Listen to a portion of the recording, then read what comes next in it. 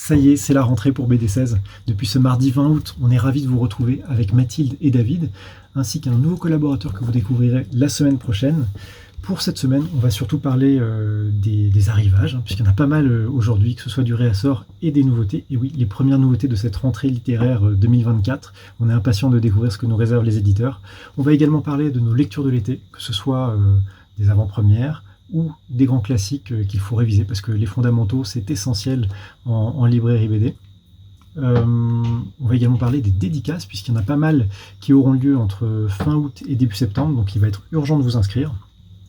Et puis voilà, nous on essaye de s'engager avec Mathilde à vous garantir beaucoup plus de contenu vidéo, notamment sur YouTube, pour les mois à venir. On va essayer de faire entre 1 et 2 vidéos par semaine. Voilà, c'est ambitieux, mais c'est la rentrée, il faut prendre des bonnes résolutions. C'est toujours pareil, la rentrée scolaire, il manque les outils de travail, quoi. On n'a plus de cutter.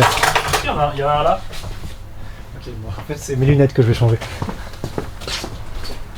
Mais en même temps on a perdu tous les autres. Hein. Je pense qu'il y en a un autre C'est le problème des grandes maisons, c'est qu'on s'éparpille.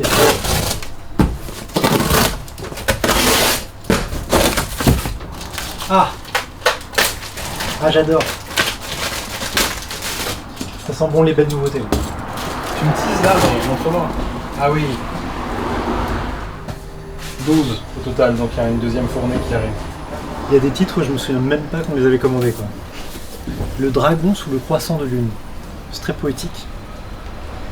Nouvelle série au lézard noir. Ça sera forcément bien. Ouais, c'est un peu brutal niveau arrivage parce que comme il y a eu des sorties début août, puis la semaine dernière, donc semaine du 15 août, plus celle de cette semaine, du coup, on est bien. C'est une reprise assez musclée. Super. Et il y a eu beaucoup de monde pour la reprise là? Non, il n'y a personne. Ouais. On a vu personne. Si, on a vu 5 clients depuis ce matin. Alors nous on a annoncé en fanfare sur Instagram, c'est bon, on est là et tout, avec une belle photo de David et moi. Alors il y a eu plein de réactions, mais les gens ne viennent pas. La réédition de Lock and Key, 15e réédition, au bas mot.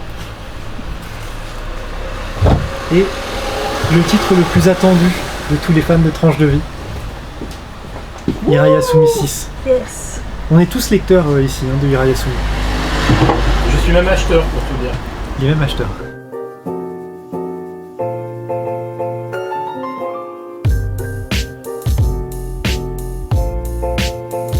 Tu viens de finir ton rendez-vous avec Glénat, c'est ça? Oui, tout à fait, avec Carole, notre repré Glénat, effectivement. Alors t'as repéré des sorties sympas pour les mois à venir? Ah ouais, alors là pour tout dire on a travaillé octobre-novembre, donc c'est l'artillerie lourde, tout simplement.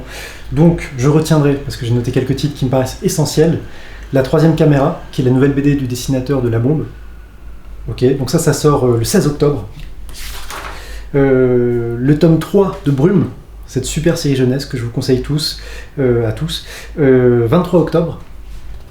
Les Pieds de la Terre, tome 2, qui sort aussi le 23 octobre. Allez, t'en veux encore? Eh ben écoute, Grand Petit Homme, la nouvelle BD de Zanzim, le dessinateur de Podum, tout simplement. C'est alors plus sur le registre humoristique, mais assez raffiné.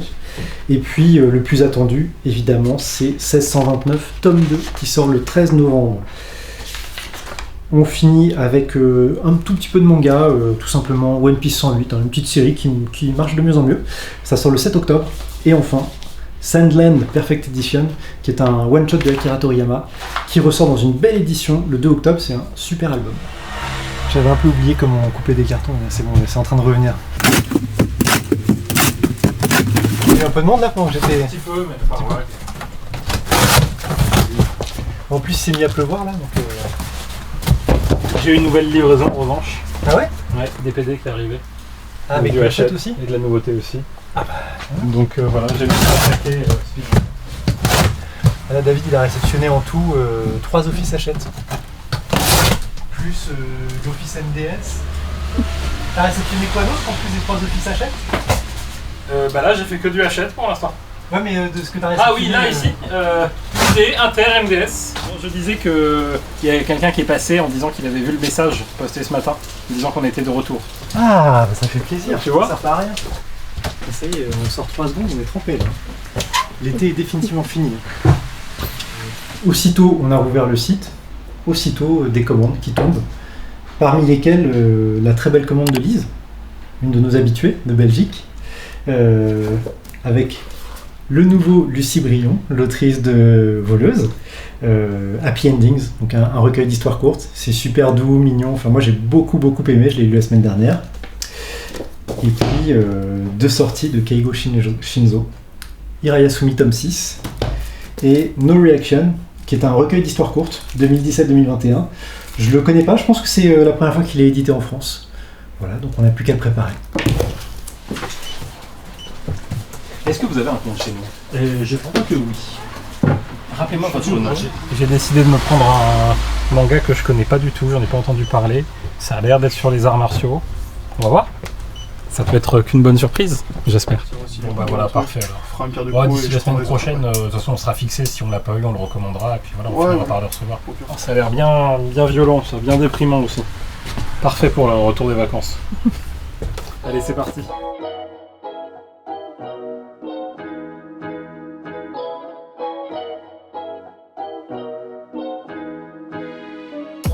Alors ça, je crois que c'est le titre le plus improbable de la journée. Hein. Justice League versus Godzilla versus Kong. Soit c'est génial, soit c'est un méga nanar. Hier, toutes les nouveautés de la semaine. Beaucoup de BD. C'est les pieds qui attendent. Mais je crois qu'il a commencé avec le manga. David, est-ce que tu peux nous présenter un petit peu la mise en place manga? Parce que je suis passé hier, j'ai vu que le comptoir débordait, dégueulait littéralement de nouveautés. C'est pas compliqué, on se croirait à Noël. Ouais, effectivement, j'ai dû enlever quasiment la moitié, un peu plus de la moitié de ce qu'on avait déjà d'avant les vacances pour pouvoir mettre la nouveauté qui arrive là à la rentrée, tout simplement. Je vais passer de l'autre côté pour que nos abonnés puissent regarder un petit peu le regard du client. Moi déjà, je suis bien content qu'il y ait toujours une suite à Hirayasumi, Keigo Shinzo qui continue de nous régaler, avec également une nouvelle histoire, en tout cas un inédit en France, La Planète Verte, qui a l'air d'être un petit peu dans la lignée de Tokyo Alien Bros, un petit peu comédie SF, surtout comédie, donc on va voir ce que ça donne. C'est une série, hein, c'est une série, c'est un premier tome effectivement, et bon, c'était jamais paru en France. Donc voilà, hâte de voir ce que ça va donner. Pas mal de suites, encore une fois, avec la réédition de Spriggan, la suite de Evol de Kaneko, et puis Land qu'on ne présente plus, hein, qui a déjà pas mal de succès. On va rapprocher tu es un des meilleurs vendeurs de France sur Land. Je suis pas sûr, mais le titre est excellent, hein, j'ai rien à faire. Fini en 11 tomes au Japon, donc on se rapproche de la fin. On est à quel tome, pardon? 7, actuellement 7, et donc voilà, je pense que d'ici la fin de l'année c'est terminé, hein, ça va aller vite. D'accord. Beaucoup de suites ici en Seinen. Une nouveauté qui datait d'avant, autant pour moi. Donc c'est même pas. Et toi, t'as eu le temps de lire une nouveauté justement hier soir ou... J'ai lu ce petit shonen. Petit, pas si petit, hein, surtout qu'il y a 2 tomes, j'ai lu que le premier. Alors d'arts martiaux, de karaté précisément, où ce jeune homme brimé à l'école, qui doit de l'argent à des gens pas très nets, va décider de se mettre au karaté après avoir vu un homme défoncer son braqueur à la Super-Étoile où il travaille. Et voilà, c'est le début d'une vocation. Quel est le titre? Franchement chouette. Le dragon sous le croissant de lune de Kenichiro Nagao, que moi je ne connais pas. Très poétique en tout cas comme intitulé. Très joli. Et puis c'est un petit peu comédie, mais sans en faire des caisses. Non, c'est un bon angle d'attaque, bien fichu. Super, ça donne envie. Quoi de prévu aujourd'hui? Et aujourd'hui, comme hier et avant-hier, gros arrivage. Et aujourd'hui, dans les cartons de nouveautés MDS, il y a sans doute le premier très gros titre de la rentrée. J'en dis pas plus. Ce matin, on vous a teasé qu'il y avait des grosses sorties aujourd'hui, et on vous a pas menti. Nous avons reçu le 3e volume de Torgal Saga, dessiné par Sourzenko et scénarisé par Yann, donc il fait suite à ceux de Robin Recht et de Corentin Rouge, avec l'édition normale et l'édition luxe noir et blanc. Et pour ma part, j'ai reçu le 3e tome de Madeleine Résistante, donc la fin de la saga, l'histoire vraie de Madeleine Riffaut qui fut résistante à 17 ans, scénarisé par Jean-David Morvan et dessiné par Bertaille, à qui l'on doit déjà Ghost Money, dont on a l'intégrale de temps à autre. Tout à fait. Voilà. Et on finit sur une petite note fort sympathique. Là, c'est un produit BD16. Oh. Hop, je la sors de ma poche, hein, c'est totalement spontané.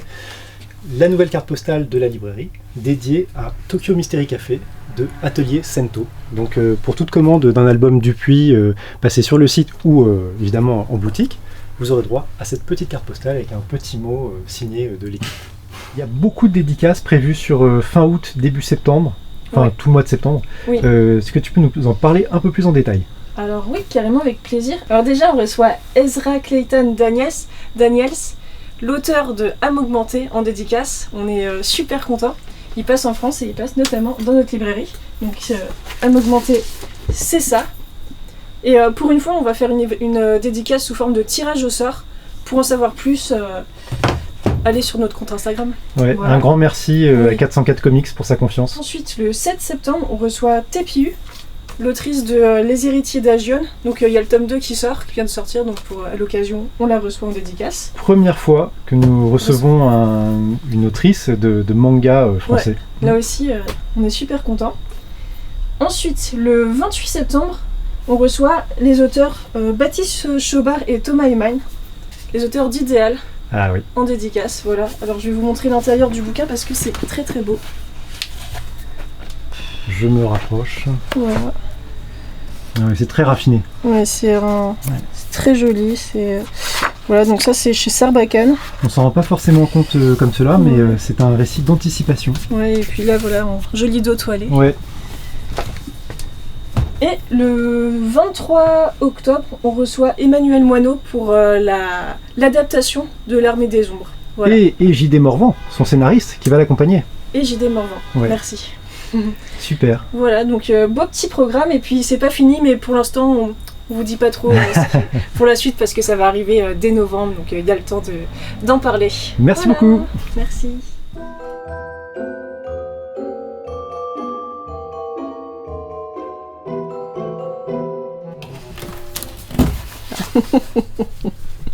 J'ai profité de l'été pour surtout relire des titres que j'avais lus il y a 15 ans, 20 ans ou même 5 ans, mais comme j'ai pas de tête, j'ai déjà oublié. Et parce que c'est vrai que des fois, tu sais, tu conseilles des titres et puis tu les as plus trop en tête, quoi. Tu ressors ton pitch habituel parce que tu sais que ce sont des très bons titres, donc il n'y a pas de souci. Mais ça fait du bien des fois de réviser un petit peu, de relire. Et du coup, j'en ai profité pour relire Préférence Système de Hugo Bienvenu, et qui est vraiment pour moi un chef-d'œuvre d'anticipation, et qui parle aussi de la disparition des œuvres d'art, puisqu'en fait on est dans un futur où on doit supprimer petit à petit de la mémoire collective des grandes œuvres qui ont marqué leur temps, parce qu'elles ne servent plus à rien, et que du coup il n'y a pas de raison de les conserver dans les datas. Ça part de ce concept, et c'est vraiment très intelligent, subtil. Vraiment, à la relecture, j'ai trouvé ça toujours aussi puissant 4 ou 5 ans après sa sortie. À découvrir. Alors, ça je le garde pour la fin. J'ai également relu Le Maître d'Armes, qui était paru il y a 9 ans. Ça se passe pendant les guerres de religion, on est au XVIe siècle, et c'est l'histoire d'un maître d'armes qui a été déchu de ses fonctions auprès du roi, qui erre comme une âme en peine dans les montagnes franco-suisses, et qui va essayer de regagner son honneur. C'est signé Xavier d'Horizon, qu'on présente quasiment plus, hein, Undertaker, Troisième Testament, tout récemment le génial Ulysse Cyrano, associé à Joël Parnotte, avec qui il a fait Aristophania par la suite. C'est du grand récit d'aventure médiéval. Les dessins sont superbes. Tu veux regarder un petit peu? C'est un one-shot. Alors c'est principalement de l'action, mais c'est vraiment très très bien exécuté. Là c'est un chouchou dont je sais que tu partages une passion aussi pour cet auteur, Marc Malès, Complètement. également auteur de L'autre laideur, l'autre folie, et là c'est Sous son regard. C'est un superbe polar dans les années 50 aux États-Unis, c'est tout en noir et blanc. C'est très typé années 50, même dans le style, tu vois, ça, je sais pas, il y a une atmosphère qui rappelle un petit peu les grands films noirs de l'époque. Et là, c'est l'histoire d'un flic qui, 30 ans après l'arrestation d'un gangster, part à sa recherche parce qu'il y a eu des révélations sur cette affaire entre-temps, et il veut le retrouver. Et il va découvrir un homme très différent de l'image qu'il en avait. Et c'est vraiment un duel psychologique entre les deux personnages. Voilà, moi j'adore, et je trouve que c'est une BD qui a pas très très bien marché. T'as l'impression qu'on la conseille un peu encore sous le manteau, mais bon, je compte beaucoup sur le bouche à oreille pour faire découvrir ou redécouvrir cet auteur qui le mérite vraiment. Super. Ça, Et- c'est pour les révisions. Et concernant les nouveautés, j'ai lu avec bonheur le nouvel album de Lucie Brion. Lucie Brion, c'est l'autrice de Voleuse, qu'on doit avoir quelque part par là. Donc Voleuse, voilà, qui était paru il y a 3-4 ans, 3 ans peut-être. Et là, elle revient donc avec ce recueil de 3 histoires. Et c'est un recueil d'histoires donc autour de l'amitié, de l'amour, toujours avec beaucoup de subtilité, de finesse et d'humour. Alors, c'est quasiment du noir et blanc, mais tu vois, il y a quand même un petit travail sur les couleurs que j'aime beaucoup. Et comme je le disais sur Insta et WhatsApp, on sent, alors je sais pas si on peut dire une influence, mais en tout cas, ça sent qu'elle a adoré Keigo Shinzo, l'auteur de Hirayasumi que nous connaissons tous maintenant, et, parce que ça dégage vraiment une fraîcheur, une bonne humeur. Vous ressortez de cette lecture un peu plus heureux qu'avant. Alors, il paraît que cet été, tu as lu une très bonne série. Oui, effectivement, du moins en partie parce que tout prendre c'était un peu lourd dans mes valises, mais j'en ai profité pour continuer l'excellente série Saga que j'avais débuté il y a déjà pas mal d'années sans jamais continuer. Saga, c'est l'histoire de ce couple de 2 extraterrestres dont les races sont en guerre depuis des décennies et des décennies et qui, un peu à la Roméo et Juliette, ont décidé de mettre leurs différends de côté lorsqu'ils sont tombés amoureux. La particularité de l'histoire, c'est qu'elle est racontée par leur bébé, Hazel, qui est la narratrice de l'histoire et qu'on va suivre durant toutes ces années où elle va grandir dans ce contexte un peu particulier. C'est délirant, c'est extrêmement drôle par moments, extrêmement triste à d'autres moments, c'est très bien mené, il y a un rythme de folie et à les enchaîner comme ça, c'est effréné comme lecture, j'ai adoré. Vivement la suite. Alors la sélection Urban Nomade de cette semaine, elle est exceptionnelle. En plus des sorties de suite, vous avez Batman Silence de Jim Lee. Ça c'est quand même un des meilleurs Batman jamais sortis, histoire complète. Le premier tome de Gotham Central, une des œuvres maîtresses de Ed Brubaker. Donc ça se passe dans l'univers de Batman, mais c'est un pur récit policier, concentré sur le commissariat de Gotham. Le Hellblazer de Garth Ennis et William Simpson. Donc la plupart d'entre vous, vous le connaissez sous le nom de Constantine, incarné par Keanu Reeves au cinéma. Sheriff of Babylon de Tom King et Mitch Gerads, qui avaient signé ensemble Mr. Miracle, notamment. Et Day Tripper de Fabio Moon et Gabriel Ba, une des plus belles œuvres intimistes parues précédemment chez Urban. Franchement, c'est splendide, tout ça pour 8,90€, 10,90€. Bref, c'est un excellent rapport qualité-prix. Alors, toujours en train de préparer des commandes? Et oui, là on enchaîne les commandes passées sur internet. Là je prépare une très jolie commande. J'en ai déjà parlé en story sur Insta, mais c'est une commande d'Arnaud avec que des grands classiques du comics, plus le voyage de Shuna de Miyazaki. Donc tu as l'origin story de Batman, année 1, l'origin story du Joker, Killing Joke, et puis une des pierres angulaires de l'histoire du comics avec The Watchmen. Voilà, donc autant dire que c'est un plaisir d'emballer ce genre de commande. J'en ai également une autre à préparer par la suite. Alors c'est pas les Jérusalem évidemment, personne ne commande 5 exemplaires de Jérusalem d'un coup. Et c'est 1984, l'adaptation du roman culte de George Orwell par Xavier Coste. Certainement la plus belle adaptation, puisqu'il y en a eu plusieurs ensuite au passage de 1984, le roman dans le domaine public, donc désormais n'importe quel éditeur a le droit de faire sa propre version de 1984. Celle de Xavier Coste est, pour moi en tout cas, sans doute la plus inspirée. Et d'ailleurs, Oui. je crois qu'on allait dire la même chose, et d'ailleurs il y a 1985 qui va sortir par Xavier Coste. Exactement. Aussi. Et là c'est une histoire originale, puisque c'est Xavier Coste qui a imaginé une suite au fameux roman de George Orwell.